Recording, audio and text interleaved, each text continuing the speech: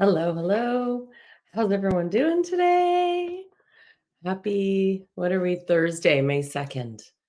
And today I wanted to have a chat about April, about how far we've come. And this is your reminder and a huge reminder. Look back a year ago and share in the comments how far you've come, how much has changed for you, and to have gratitude for that. Because we often forget. We're so busy striving to move forward and not remembering to have gratitude for how far we've come. And so today I want to remind you of that and recap April and then tap into May a little bit. So for me personally, because I can only speak for me and for those that I work with who have gone through April and a little bit of a boop ba doop ba doo roller coaster ride. So April was fairly intense. And if you're sensitive to energies, you will feel this more. And there's no right or wrong way. If you're not sensitive to energies, sometimes that can be a blessing too. So, yeah, how are you doing today? How was April for you? I'd love to hear from you. It really supports us in knowing where the collective's at because it gives me a new perspective, a higher perspective when I get to work with others and hear how their process has been and how their experience has been. So today for April, it was probably about a week before the eclipse system or eclipse season. And as that came in, it was very roller coastery and lots of ups and downs. Nothing super negative, just I feel a lot of energy in my scalp, in my head, and through the body. So, as you know, what is my go to? I get out in nature. I plug my feet into the cold sand or warm sand, depending on the day, putting my feet in the water. When we were up at Vedette Lake, we all put our feet in the water and it was cold, but it was refreshing. And little tadpoles came swimming up. It was really cute. They were like saying hello. And just being out in the sun, doing that sun gazing. Last night we watched the sunset, and it's just such a beautiful reminder of what a gift that is for us at sunrise and sunset to be able to go and take on those energies and have those upgrades per se. To me, the sun is a portal, and therefore it brings in whatever energies we need. And so it's not a yeah, it's so much more than we've been led to believe.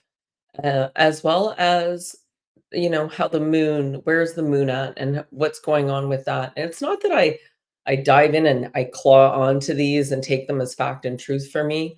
I just observe them from a really neutral point and go, oh, interesting, that's going on right now. Is there something I need to know about this? Please show me, please guide me. And a lot more napidations, and that's okay too. I just really allow, and in that allowing and remembering to have that gratitude for how far we've come, it makes it a lot easier to move through these energies. And let's tap into May. So for me, May is feeling as if it's a real rebirth per se, and I'm not the only one feeling that. And it's an opportunity to really focus on what you do want and you want to occur and kind of just release whatever is not serving you. And as we come into this new moon, which is the 7th, May 7th in BC, and we have a Shala here on May 6th, by the way, on Monday at 11 a.m. PT.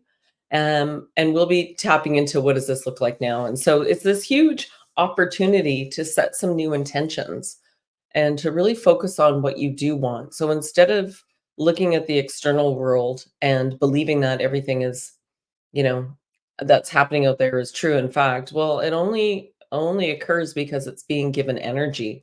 So where your energy goes, where your attention goes, energy flows. And to remember that that's probably one of the most important things we can do is really be conscious of what we're going to witness, absorb, give our energy to. And so I really don't watch very much these days. I don't watch many movies. I don't watch many other people anymore.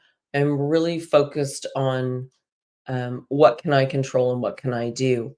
And in doing that, it really shifts my perspective. And so I'm really curious about nature, about being out in nature, about witnessing the sky, the clouds, about sending energy to the trees, the birds. Again, you can have that interaction with the plants, with the water. Remember, water holds memory, and there's so much that can be learned from water and the many resources of water that we have. There's a lot of information on this planet in the water that can be very beneficial to us. So I highly recommend, talking to the water, putting your hands in the water, sending the water love, asking it to cleanse you, to give you any information for your highest good. We were out walking near a river. We were in Lynn Canyon, and there's a route called Lynn Loop, which I haven't done for a long time. And Norm and I were on that. And we got pulled into this little section. And by pulled in, I mean our attention was taken there.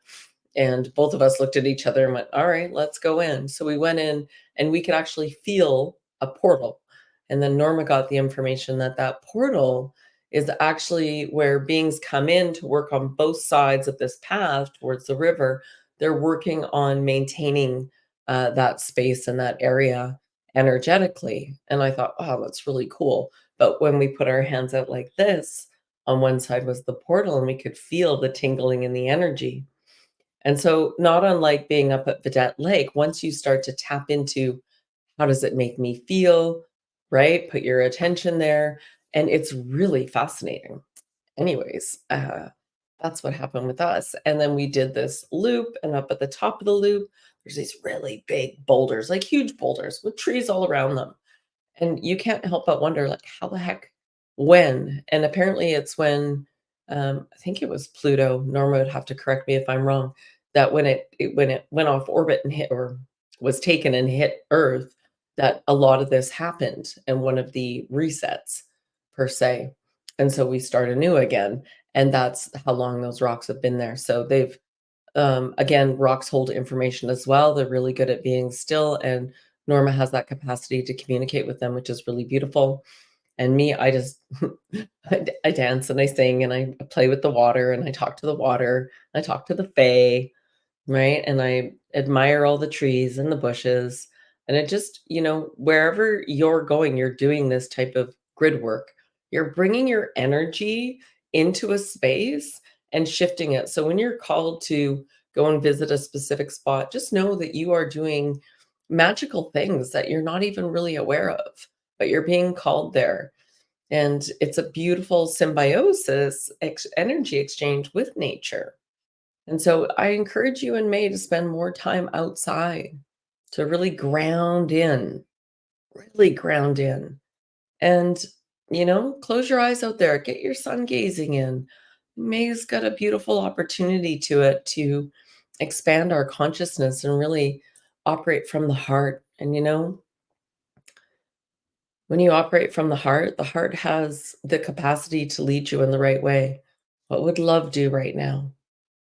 And when we operate that way, mm, life just becomes more magical. The things that trigger us just don't matter anymore. It's like, "Oh, I'm not going to let that trigger me. It just doesn't matter. I'm just going to send that person love and be me." So stand in your authenticity. Lead with love and grace. And when those emotions bubble up for you, try and get to the root of it. Where did this stem from? Where did this start? And I remind you all that through this process, what I notice happening for people and pretty consistently through it is at first you realize the world is not what you thought it was. And then you realize, there's something going on here. And you start to go down rabbit holes, and you go down many rabbit holes. And then you wonder why nobody else can hear or see what you see. And that can be a little frustrating and also division, right? Duality. And so I encourage you as much as possible to find those that you resonate with so you can share with them, and just allow those people in your life that you still care about and love to be who they are, to accept them where they are, and realize that no amount of convincing is going to change them. That would be like somebody trying to convince you to change your beliefs back, right? So some people call it being in the matrix. Um, it's, it's this ability to be in it, but not of it. And so it's a beautiful balance. And as you shift your energy and your frequency going out shifts, you will find your world shifts. And when you operate more from that heart space and you have heart, mind, body coherence, then it's a much easier to navigate, so to speak, and to focus on what you do want. So that's what I invite for you today. Make me magical if you choose. Make me magical if you choose. Yeah. And I choose me. I choose love. I choose nature. I choose to operate from the heart. And I'm sending you all so much love today. What else is going on? We got new signups coming in for Vedette if you're interested. Norma and I are both doing offers right now for $88 US. So that's discounted deeply at the moment. We're going to leave that there for now. And we're creating a new tribe space. So if you like what I'm speaking about and it resonates with you, go to the website and sign up for the email list so you don't miss out. We'll be doing many live calls. We realize people are around the world, and it's really challenging to connect with like minded people. So online is the option right now. And we are looking forward and towards getting a road trip out there, and stay tuned for that. In the meantime, let's connect here. Let's connect online. And yeah, we'll be doing live Zoom calls. You can ask any questions you have. We're here. We got Joanne coming back on May 11th. We have our mushroom microdosing journey and sound bath and cacao ceremony this Sunday. Such a heart opener, beautiful space. I highly recommend drinking cacao. If you go to the blog on the website, there's a whole article on it. It's highly beneficial and will really assist in opening your heart. It's a beautiful medicine, honestly, and can help with that heart brain coherence as well. What else do we have to share? Oh, we have an island trip with David. We're going to the Earth ship. That is the Doig House. We've got the dates are July 26th and 27th. There's camping and RV and early bird pricing coming out, and that'll be live on the website soon. So, yeah, it's exciting for May. I feel like, ooh, there's a shift happening, a really positive shift. And so I'm just sending you so much love today. Have a beautiful day. Enjoy, and let me know in the comments, how was April for you? What are you grateful for how far you've come from a year ago? And are you excited about May? 3 things.